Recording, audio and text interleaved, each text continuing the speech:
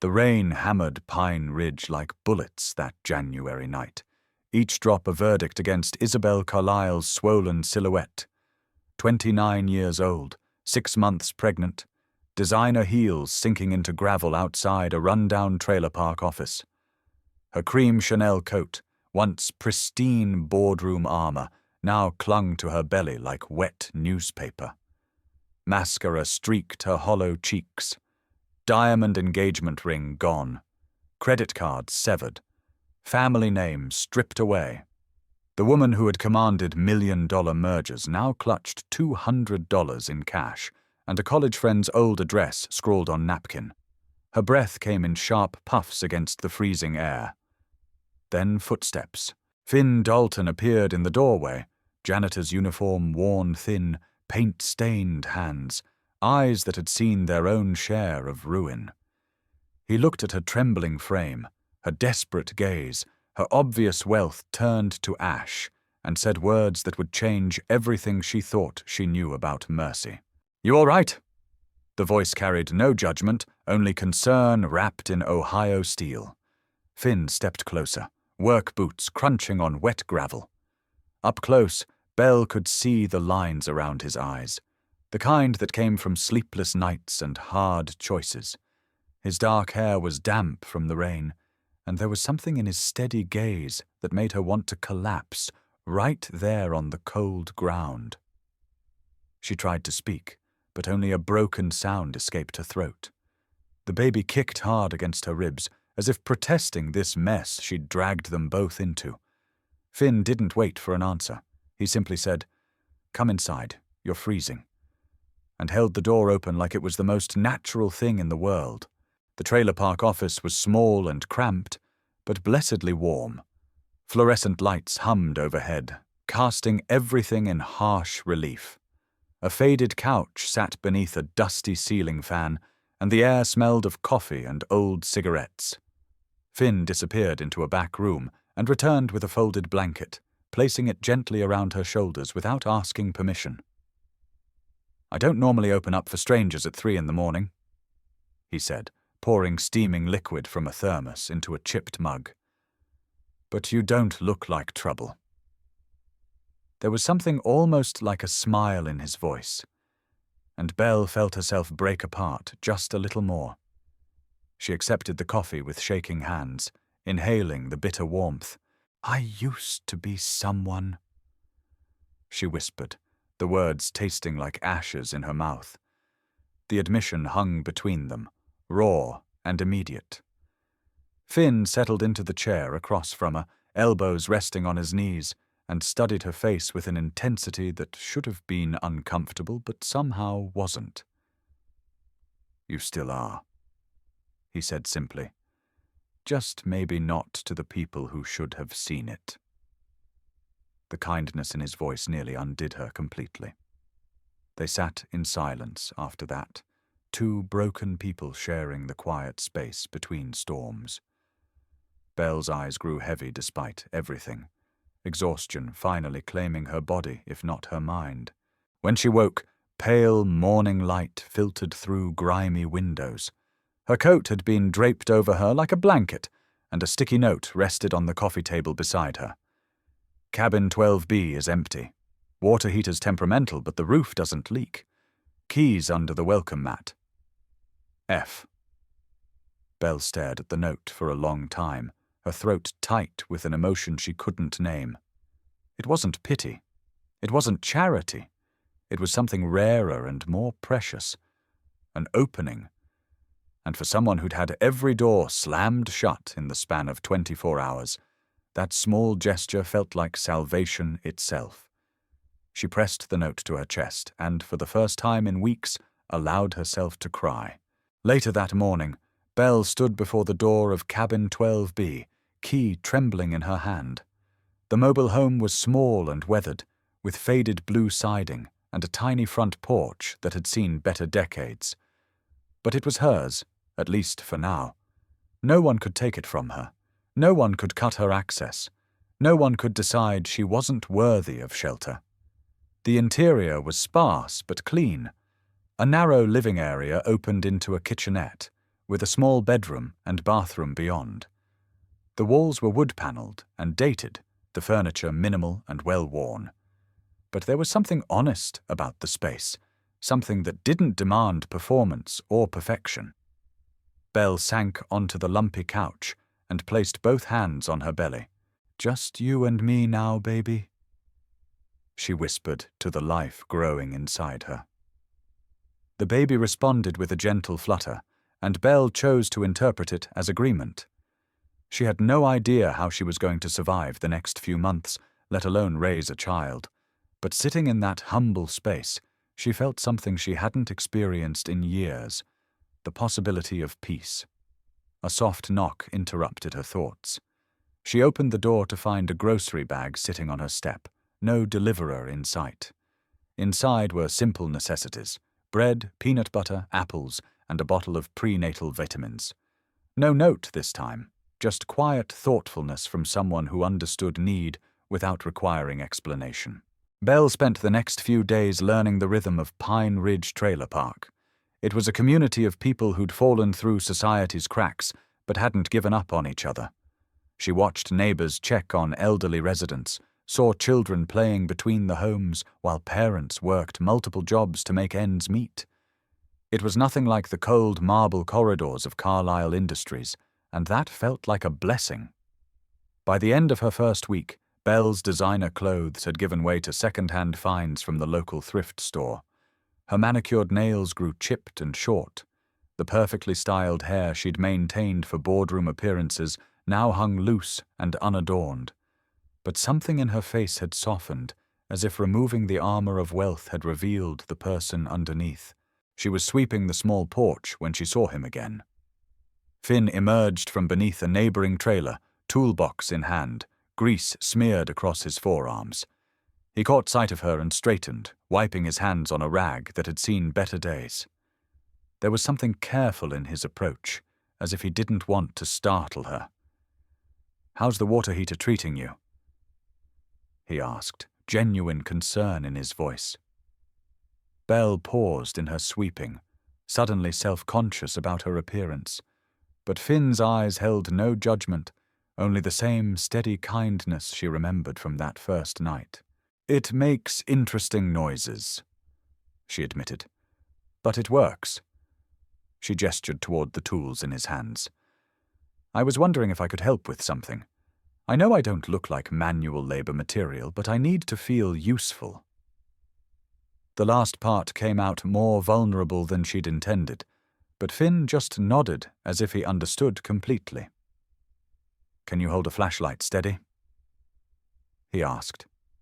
When she nodded, he handed her the light and led her toward a trailer where an elderly woman waited on the front steps. "Mrs. Rodriguez's sink is backing up again. Nothing glamorous, but it needs doing." They worked in comfortable silence, Belle holding the light while Finn wrestled with stubborn pipes beneath the kitchen sink. She found herself studying his movements, efficient, practiced, gentle, even when dealing with rusted fittings that fought him every step of the way. His hands were strong and scarred, marked by years of fixing things that other people had given up on. "You're good at this," Belle observed when he finally emerged, successful in his repairs. Finn shrugged, accepting Mrs. Rodriguez's thanks with characteristic modesty. There was something about his understated competence that Belle found deeply attractive, though she wasn't ready to examine that feeling too closely. "Used to be an engineer," he said simply as they walked back toward her cabin. Then life happened. He didn't elaborate, and Belle didn't push. She was learning that Pine Ridge operated on a different set of social rules. People's pasts were their own business unless they chose to share. That evening, as Belle prepared a simple dinner in her tiny kitchen, she heard laughter from the cabin next door. Through her window, she caught glimpses of Finn with a small girl who had to be his daughter. The child was thin and pale, with enormous eyes and dark hair that needed cutting. She clutched a pink stuffed rabbit and stayed close to her father's side, saying little, but watching everything. Belle found herself drawn to the window, studying this glimpse into Finn's life. the way he knelt to his daughter's level when she whispered in his ear, the patient attention he gave to whatever story she was trying to tell, the careful tenderness in how he brushed hair from her face.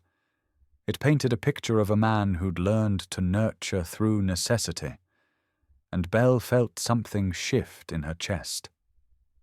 A few days later, Belle encountered the little girl directly. She was sitting on her father's front steps, rabbit clutched tight, when Belle emerged from her cabin. Their eyes met across the narrow space between homes, and for a moment, neither moved. The child studied Belle's pregnant form with curious intensity. "Hi there," Belle said softly, remembering how to gentle her voice for small ears. "I'm Belle. I live right next door." She gestured toward cabin 12B, moving slowly so as not to startle the obviously shy child. The little girl didn't respond verbally, but she stood and approached with careful steps. When she was close enough, she reached out and placed one small hand on Belle's belly, eyes wide with wonder. The baby chose that moment to kick, and the child's face lit up with the first real expression Belle had seen from her. "She doesn't talk much," came Finn's voice from the doorway. "Not since her mum passed." There was old grief in his words, carefully controlled but still present. Belle's heart clenched with sudden understanding. This man was raising his daughter alone, just as she would soon be raising her child. "What's her name?" Belle asked, speaking to Finn but keeping her attention on the little girl, who was now stroking Belle's belly with gentle fascination. "Luna," Finn replied. "She's 6. His voice carried a mixture of pride and protective worry that Belle recognized instinctively. This was a father who'd learned to be everything for his child, and Belle felt a kinship that surprised her with its intensity. Without warning, Luna disappeared into her cabin and returned moments later with her stuffed rabbit. She held it out to Belle with serious eyes, as if making a decision of great importance. Belle looked between the child and the offering, understanding that this was no casual gesture. "For the baby?" Belle asked softly. Luna nodded solemnly. Belle accepted the rabbit with appropriate reverence, cradling it against her belly. "We'll take very good care of her," she promised, and Luna's face broke into the first smile Belle had witnessed. That night, Belle sat in her small living room with Luna's rabbit in her lap, overwhelmed by the trust the child had placed in her. Through the thin walls, she could hear Finn's voice as he read Luna a bedtime story, his tone patient and warm. The domesticity of it made her chest ache with longing for something she'd never known she wanted. Over the following weeks, Belle settled into a routine that felt foreign but increasingly natural. She helped Finn with small maintenance tasks around the park, her business school education proving unexpectedly useful when it came to organizing repair schedules and supply orders. Her hands grew rough from unfamiliar work, but there was satisfaction in tasks that produced tangible results. Luna began spending time at Belle's cabin, drawn by some instinct Belle didn't fully understand. The child would sit quietly while Belle folded laundry or prepared simple meals, occasionally placing her hand on Belle's growing belly to feel the baby move. Their communication happened largely without words, but it felt profound in ways Belle had never experienced in any boardroom. One evening, as Belle and Finn sat on her front steps watching Luna play in the dusty common area, Belle asked the question that had been building for weeks. "What happened? Before this, I mean." She gestured vaguely at their surroundings, trying to indicate the life he'd built here without seeming to diminish it. Finn was quiet for so long that Belle thought he might not answer. When he finally spoke, his voice was carefully neutral. "I used to design buildings, had my own firm, contracts with major developers. Then one of my projects failed catastrophically." He paused, watching Luna with protective intensity. 3 people died. I was blamed, lost everything. My wife couldn't handle the pressure and the scrutiny. The simple words carried the weight of complete devastation, and Belle felt her throat tighten with recognition. She understood now why he'd opened his door to her that first night. He knew what it looked like when someone's world collapsed entirely. "I'm sorry," she said, meaning it completely. Finn shrugged, but she could see the old pain still present in the set of his shoulders. "We survive," he said simply. "Luna and I, we take care of each other. That's what matters now." There was peace in his acceptance, hard-won and genuine, and Belle found herself envying his ability to find contentment in simplicity. They sat in comfortable silence as the sky darkened, Luna's laughter carrying across the small space like music. Belle felt the baby move restlessly inside her, as if responding to the sounds of childhood play. In a few months, her child would be running around these same dusty paths, and the thought no longer filled her with dread. "Can I ask you something?" Finn's voice pulled her from her reverie. When she nodded, he continued. "That first night, you looked like someone who'd lost everything. But you never said what happened."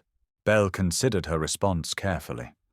The full truth felt too raw, too complicated to share on a trailer park step. But Finn had earned honesty, even if she couldn't give him everything. "My family didn't approve of my pregnancy," she said finally. "They wanted me to make it go away, and when I refused, they made me go away instead." It was the simplest version of her story, stripped of corporate politics and family manipulation, but it carried the essential truth. Finn nodded slowly, processing her words. "The father?" he asked gently. Belle's jaw tightened involuntarily, and Finn seemed to read her reaction. "Never mind. None of my business. He wasn't a good man," Belle said quietly. "The baby and I are better off without him." It was all she could manage, but Finn seemed to understand the depth of what she wasn't saying. As winter melted into early spring, Belle's belly grew noticeably larger. She was now 8 months pregnant, moving with the careful deliberation of someone carrying precious cargo. The simple life she'd built at Pine Ridge had given her something she'd never experienced in her previous existence: genuine peace. Luna had become her constant companion, the little girl's selective mutism slowly giving way to whispered conversations about the baby. She would sit for hours with her small hands pressed to Belle's belly, as if protecting both mother and child through sheer force of will. Finn watched these interactions with something that looked like hope, though he was careful not to voice it. One morning in early April, Belle woke to the familiar sensation of the baby moving, but something felt different. The movements were more urgent, more insistent, and she realized with a mixture of excitement and terror that labor was beginning. She made it to her front porch before the first real contraction doubled her over. "Finn!" she called out, her voice sharp with pain and panic. He appeared instantly, as if he'd been waiting for this moment. One look at her face told him everything he needed to know. "Luna, go to Mrs. Rodriguez." He instructed his daughter calmly. "Tell her Belle's baby is coming." Luna ran without question, her small legs carrying her quickly across the park. Finn turned back to Belle, his voice steady and reassuring. "How far apart are the contractions?" "I don't know," Belle gasped, gripping the porch railing. "They just started, but they're strong." Another wave of pain washed over her, and she found herself grateful for Finn's presence. He guided her back inside, his movements calm and efficient. "I called the midwife," he said, helping her to the couch. "She's on her way. You're going to be fine, Belle. You're stronger than you know." His confidence anchored her as the contractions intensified, coming faster and harder than she'd expected. The next several hours passed in a blur of pain and effort, with Finn serving as her steady anchor throughout the storm. When her son finally arrived, slippery and screaming, Belle felt something fundamental shift inside her chest. This tiny, perfect human was hers completely. No conditions, no expectations, no corporate politics could touch him. "He's beautiful," Finn whispered, and Belle looked up to see tears in his eyes. Luna had returned and stood in the doorway, clutching her hands together with nervous excitement. The midwife cleaned and checked the baby before placing him in Belle's arms, where he settled with immediate trust. "What will you name him?" the midwife asked as she packed her supplies. Belle looked down at her son's peaceful face, then up at the people who had become her unlikely family. "River," she said softly. "His name is River." The name felt right, something that flowed and changed, but always found its way forward. Luna crept closer, her eyes wide with wonder as she studied the tiny person who had been her constant companion for months. "Can I touch him?" Luna whispered, speaking more words at once than Belle had ever heard from her. Belle nodded, guiding Luna's small hand to River's downy head. The little girl's face lit up with pure joy. "Hello, baby River," Luna said softly. "I'm your big sister Luna." The words were barely audible, but they carried the weight of a solemn promise. Belle felt tears slide down her cheeks as she watched Luna accept her role with the seriousness of someone much older. In the days that followed, Belle discovered that raising a newborn in a trailer park was nothing like the sterile perfection she'd imagined for her child. River's cries echoed through thin walls, and Belle worried constantly about disturbing her neighbors. But instead of complaints, she found support from unexpected sources. Mrs. Rodriguez appeared with homemade soup and offers to hold the baby while Belle showered. Other residents stopped by with small gifts, a hand-knitted blanket, a bag of outgrown baby clothes, a wooden rattle carved by someone's grandfather. Belle was learning that community could be found in the most unlikely places. Finn helped in ways both practical and profound. He baby-proofed her cabin without being asked, fixed her squeaky door so it wouldn't wake River during naps, and appeared with coffee and encouragement during the hardest nights. Luna appointed herself River's official protector, never straying far from his side. 1 month after River's birth, Belle's carefully constructed peace shattered completely. She was nursing the baby on her front porch when an unfamiliar car pulled into Pine Ridge, sleek, black, and completely out of place among the weathered vehicles that belonged there. Belle's blood turned to ice as she recognized the occupants. A man emerged from the passenger seat, his expensive suit and calculating eyes marking him immediately as someone from her former world. He was followed by a woman with perfectly styled hair and cold judgment written across her elegant features. Belle clutched River closer to her chest, instinctively protecting him from whatever these people represented. "Isabel!" the woman called out, her voice carrying across the dusty space like a blade. "We need to talk." The words were phrased as a request, but Belle heard the command underneath. Her past had finally found her, and she knew with sick certainty that the battle for her future was about to begin. Belle stood slowly, River still pressed against her chest, and walked toward the approaching figures. Each step felt like moving through quicksand, but she forced herself to maintain steady eye contact. Behind her, she sensed rather than saw Finn emerge from his cabin, Luna close at his side. "Mother," Belle said when the woman was close enough to hear. The word tasted bitter on her tongue. Patricia Carlyle looked exactly as Belle remembered, perfectly preserved, expensively dressed, and utterly without warmth.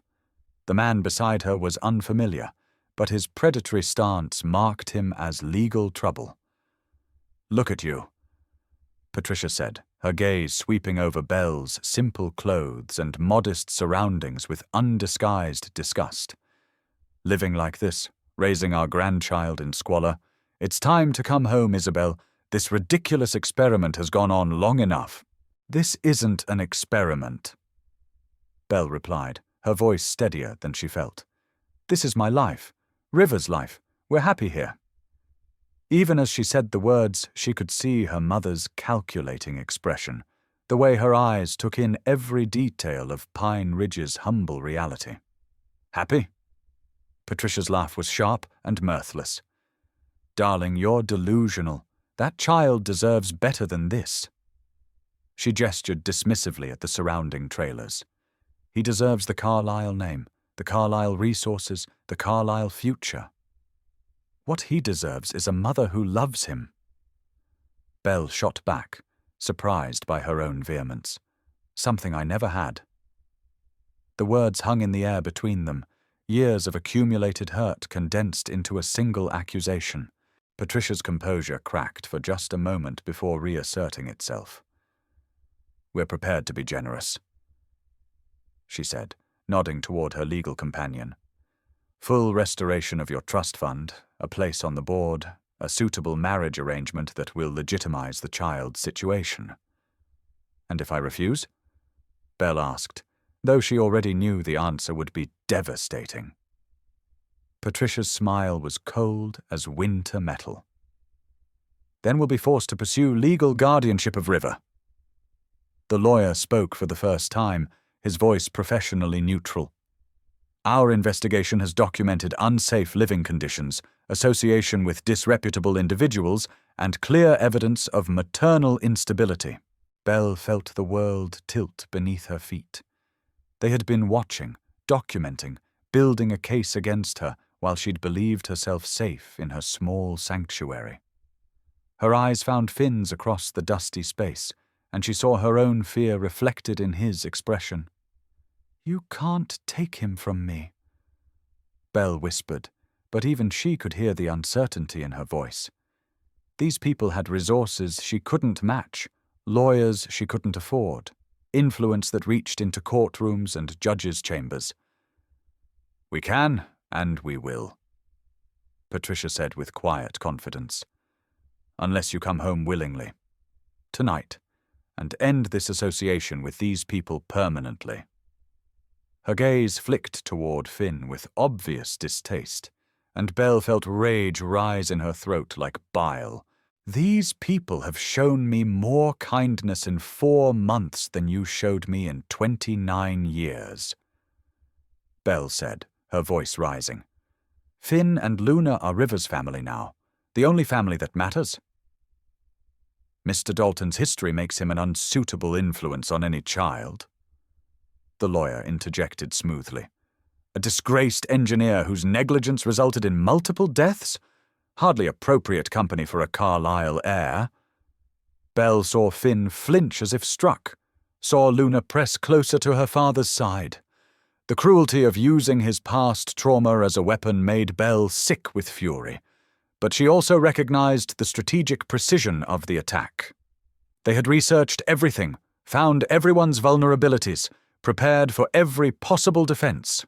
You have until midnight to decide, Patricia announced, already turning back toward her car. Come home with River, or lose him forever. Those are your only options. The implicit threat hung in the air like poison as the black sedan disappeared down the gravel road.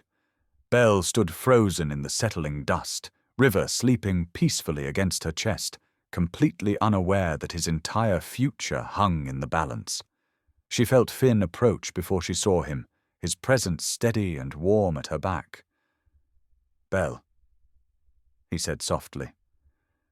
But she couldn't bear to turn around. If she looked at him now, saw the resignation that was probably already settling into his features, she would completely fall apart. They're right, she whispered, the words scraping her throat raw. About everything. I can't fight them.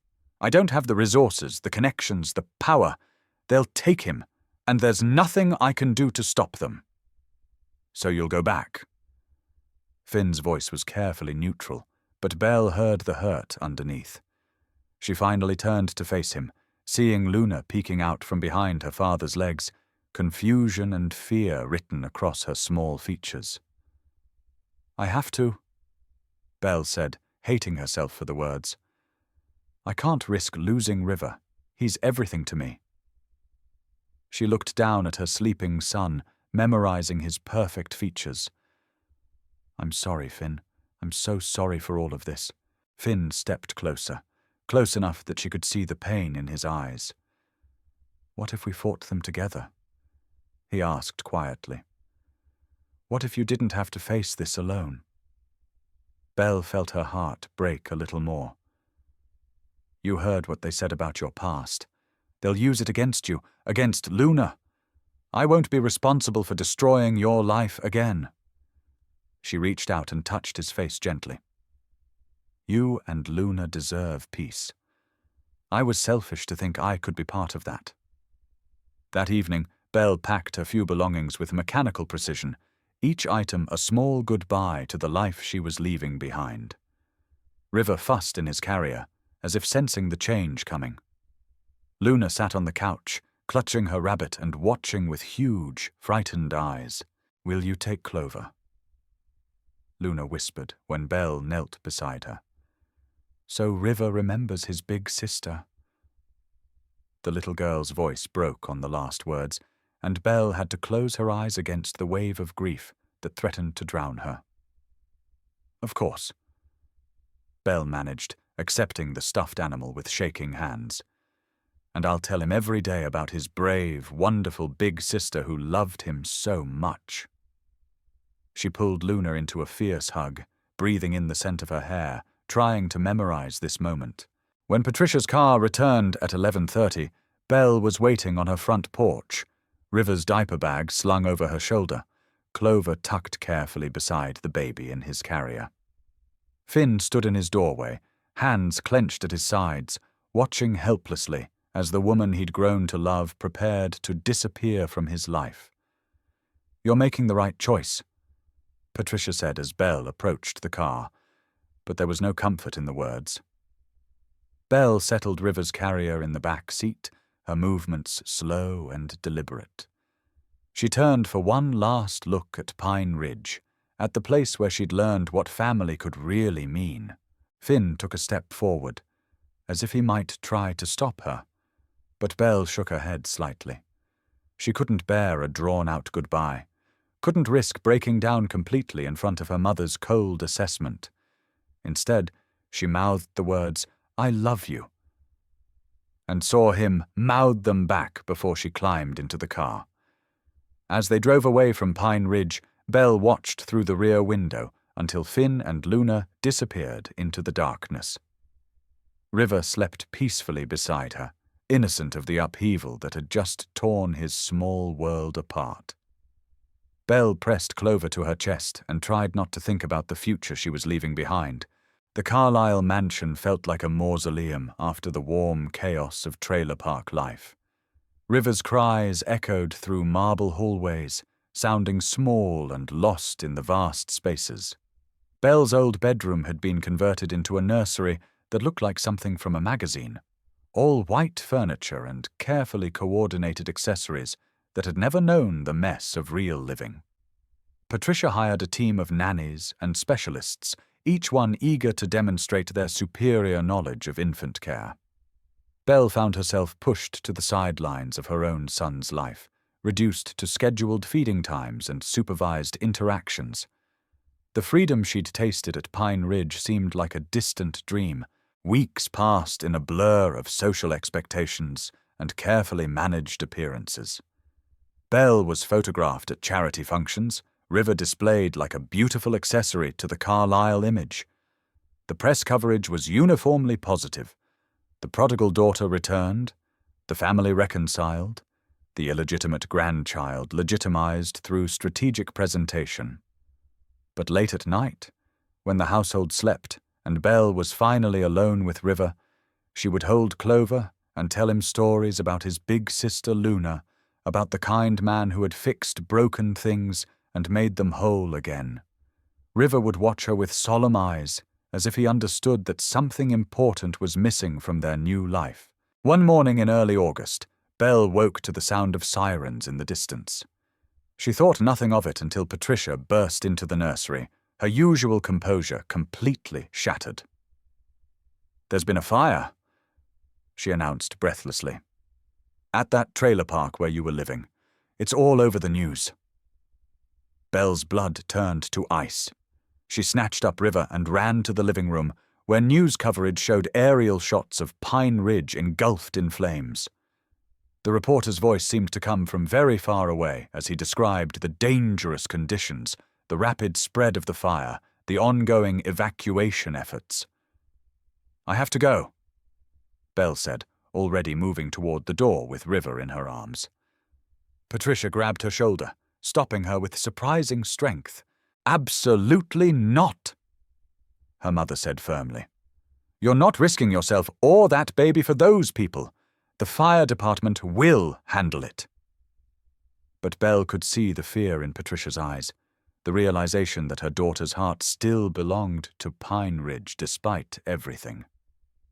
Belle shook off her mother's grip and kept moving. "Those people are my family," she said with quiet conviction. "River's family. If they're in danger, we need to be there."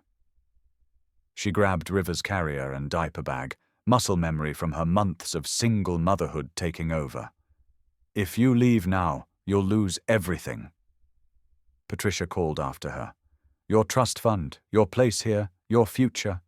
Is it really worth throwing it all away for people who can't give you anything?"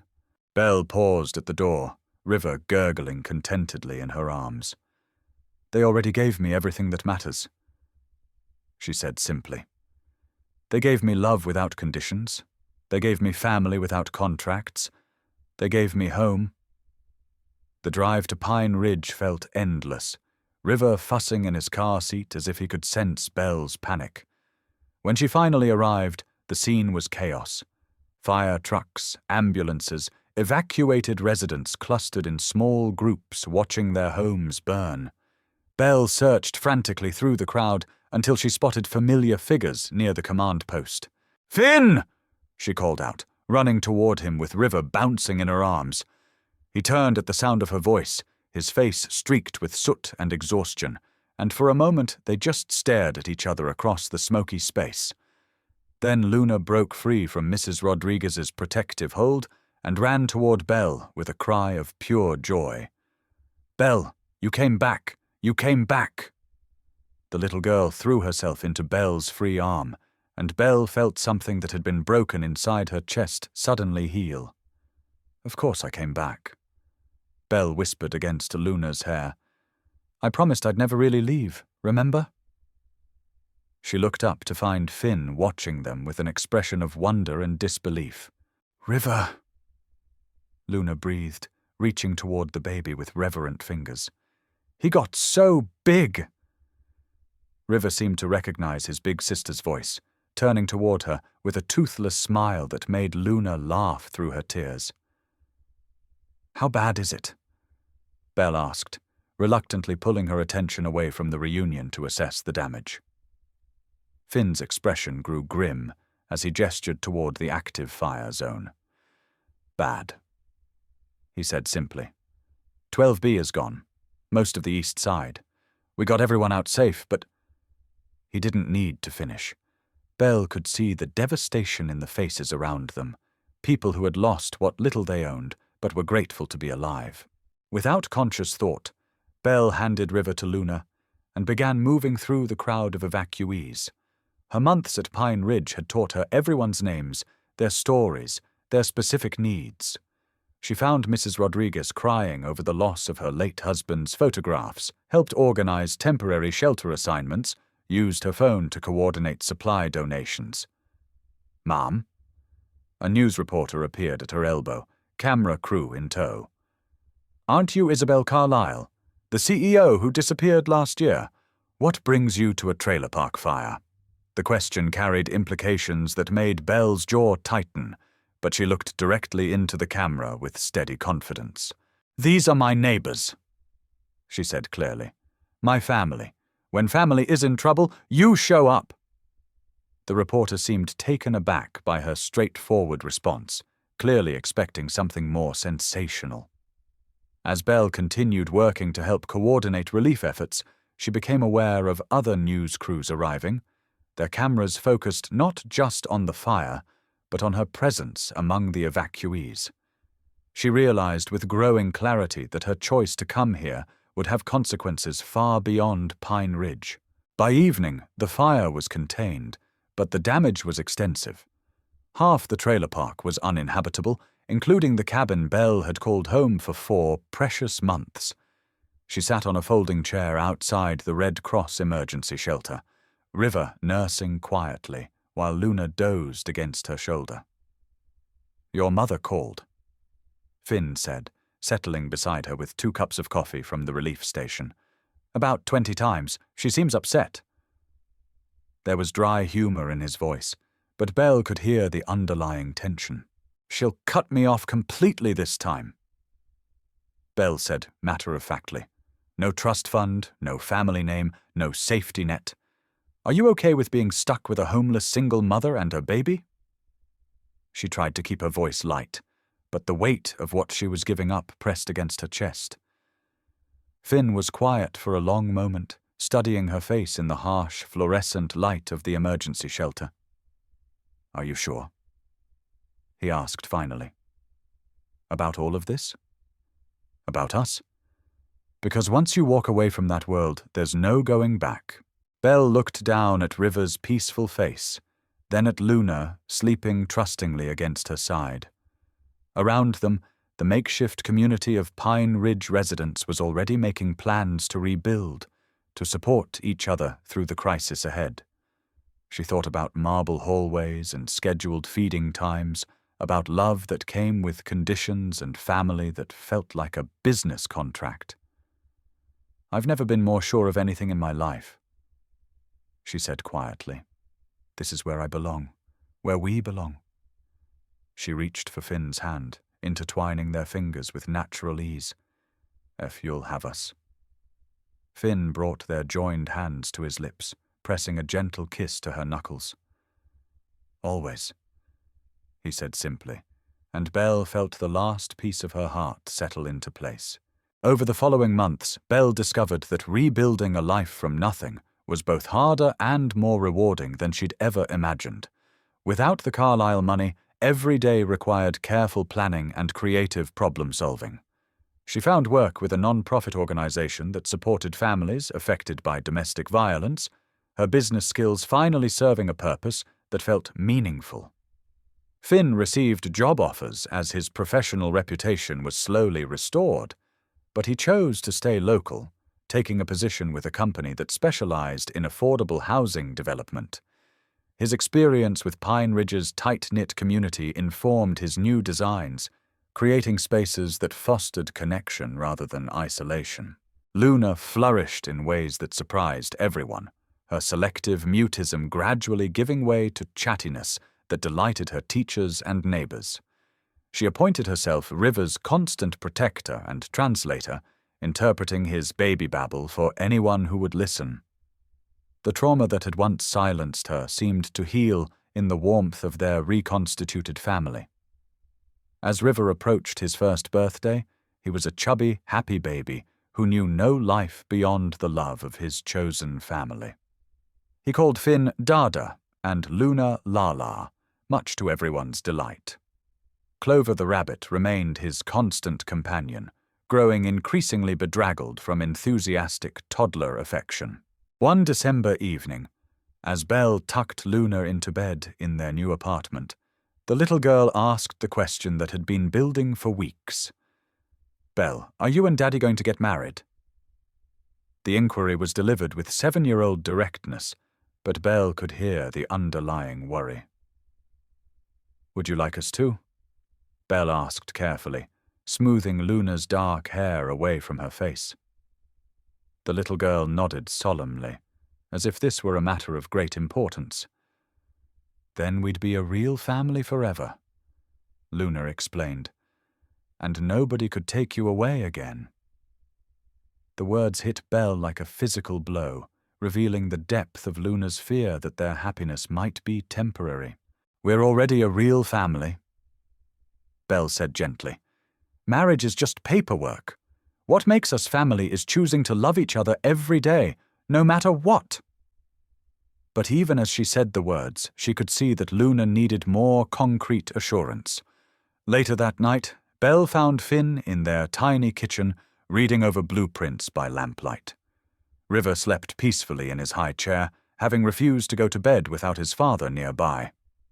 The domestic scene filled Belle with contentment that still surprised her with its intensity. Luna asked about marriage tonight. Belle said without preamble. Finn looked up from his work, his expression carefully neutral. They had never discussed the future in concrete terms, both too aware of how quickly life could change. "What did you tell her?" he asked quietly. Belle settled into the chair across from him, reaching over to stroke River's sleeping head.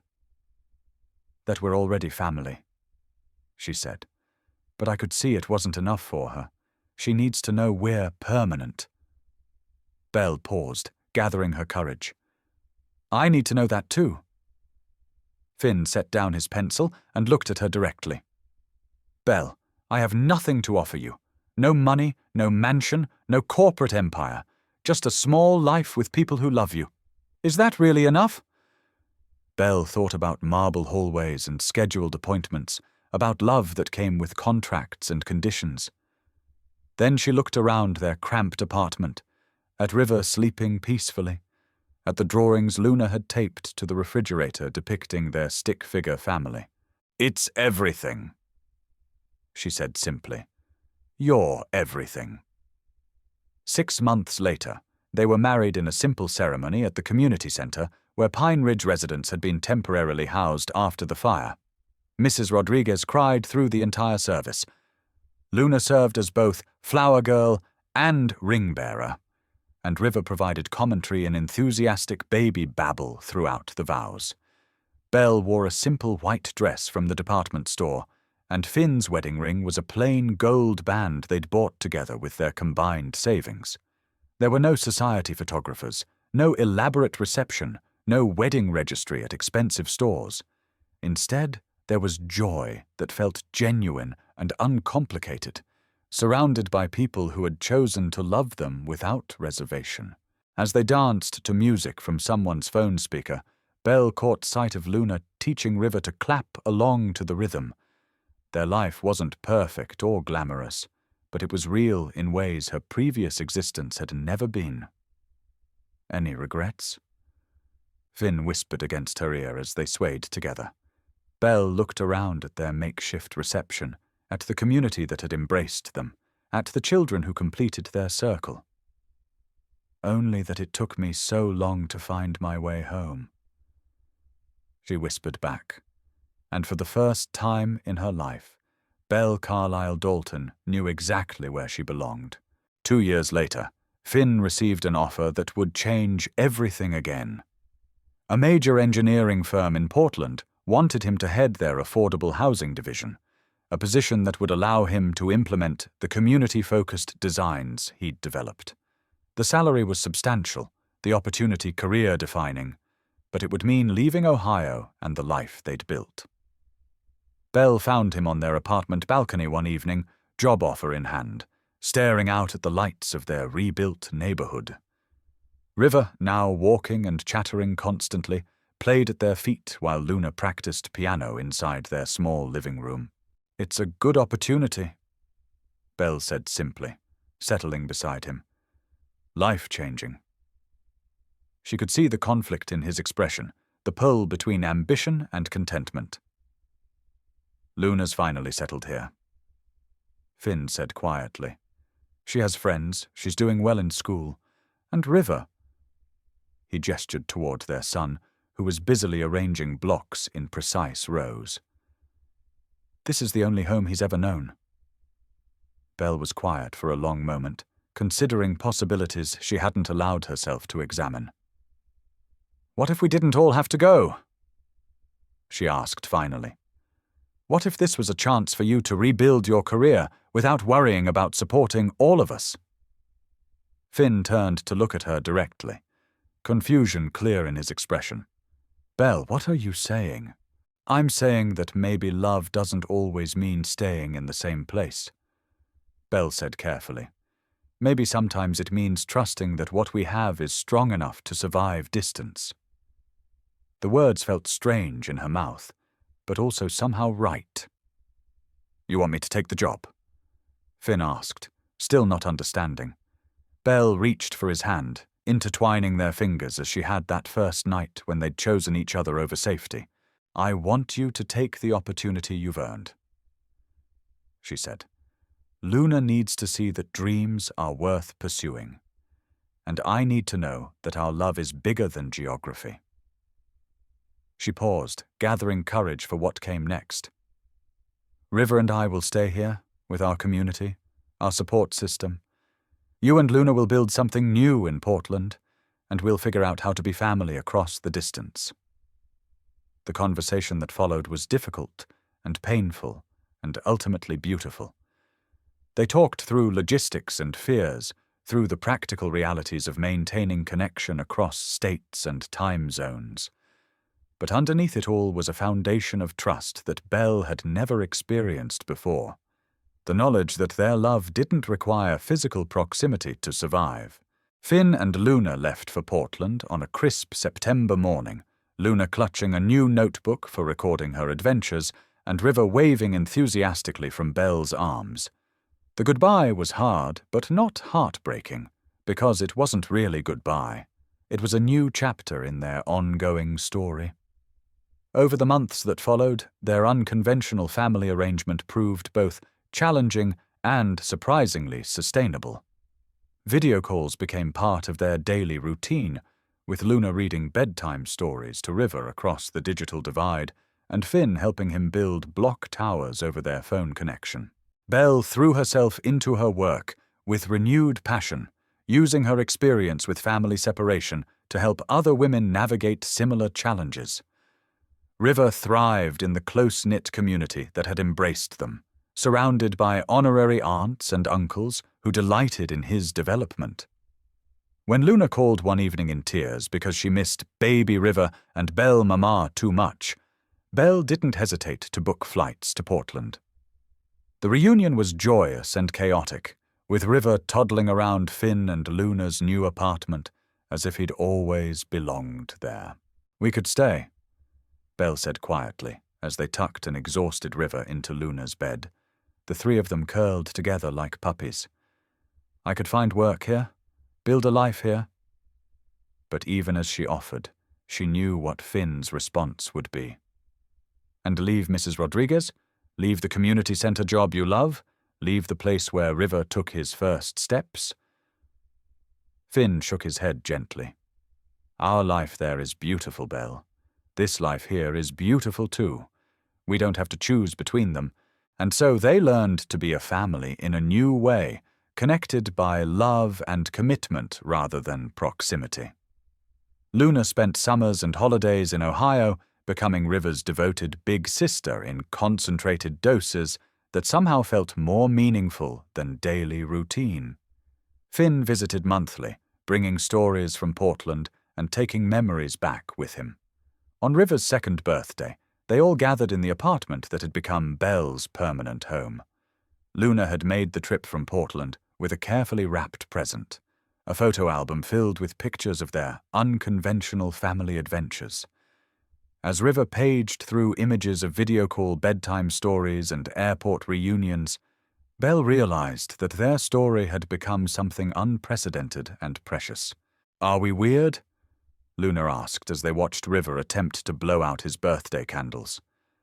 "Having family in different places like this?" There was no judgment in her question, only curiosity about their unique arrangement. "We're exactly what we need to be," Belle said simply. "Not every family looks the same on the outside. What matters is what's on the inside." She gestured toward River, who was now wearing birthday cake in his hair, and at Finn, who was documenting everything with his phone so Luna could add the pictures to their growing collection. As the evening wound down and River finally surrendered to sleep, Belle and Finn sat on their small balcony, watching Luna practice skateboard tricks in the parking lot below. In a few days, she and Finn would return to Portland, leaving Belle and River to continue their quiet life in Ohio. "Do you ever wonder what would have happened if we'd made different choices?" Finn asked quietly. If you'd stayed with your family, if I'd never opened that door the night we met. His voice carried no regret, only gentle curiosity about paths not taken. Belle considered the question seriously, thinking about marble hallways and scheduled feedings, about the corporate empire she'd walked away from and the trust fund she'd forfeited. Then she looked at River, sleeping peacefully inside, at Luna's confident laughter carrying across the evening air. I think we would have been fine, she said finally. Safe, maybe even comfortable, but we never would have been happy. Not like this. She reached for Finn's hand, a gesture that had become as natural as breathing. Sometimes the best life is the one you build from nothing, with people who choose to love you anyway. Finn squeezed her fingers gently, and they sat in comfortable silence as the sky darkened around them. Tomorrow would bring the familiar ache of separation, but it would also bring video calls and shared stories and the quiet confidence that came from knowing their love could survive anything. Luna appeared at the sliding door, skateboard tucked under her arm, and a grin splitting her face. River's awake, she announced. He wants his bedtime story, and he specifically requested the one about the princess who saved herself. Belle laughed, recognizing her own influence in River's favorite tales. As they gathered around River's crib for the nightly ritual, Belle felt the deep satisfaction that came from a life lived authentically. They weren't a traditional family by any definition, but they were real in ways that mattered more than convention. Love had found a way to flourish across distance and time, proving that home wasn't a place, but a choice made daily by people who refused to give up on each other. And in that small apartment, surrounded by the laughter of children and the quiet contentment of love freely given, Belle finally understood what her college friend had meant all those years ago when she'd said that keys under a welcome mat weren't charity. They were possibility. Sometimes the most beautiful stories began with the simple act of opening a door to let someone in from the storm.